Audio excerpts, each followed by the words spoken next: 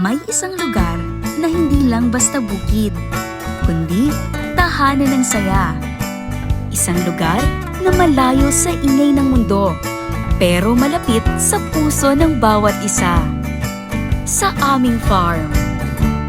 Gigising ng maaga para mangawil. Kasama rin ang mga alagang hayop na tila ba parte rin ng aming pamilya. At kapag sama-sama na, walang tigil ang saya. May sayawan,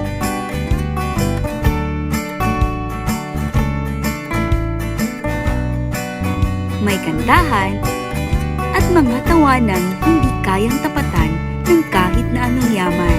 Marami pang taon, mga ganito. Dito, walang kailangang maging perpekto.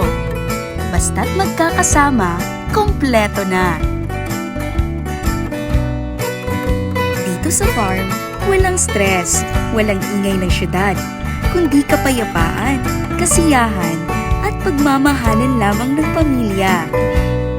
Pagsapit ng gabi, mas nagiging espesyal ang bawat sandali sa ilaw ng bonfire at sa kwentuhan ng pamilya. Minsan, sapat na ang bukid, ang sariwang hangin, at ang pamilyang laging nandyan. Ang farm na ito ay hindi lang lupa. Ito ang puso ng aming tahanan. Dito, tunay ang saya dahil kami ay sama-sama.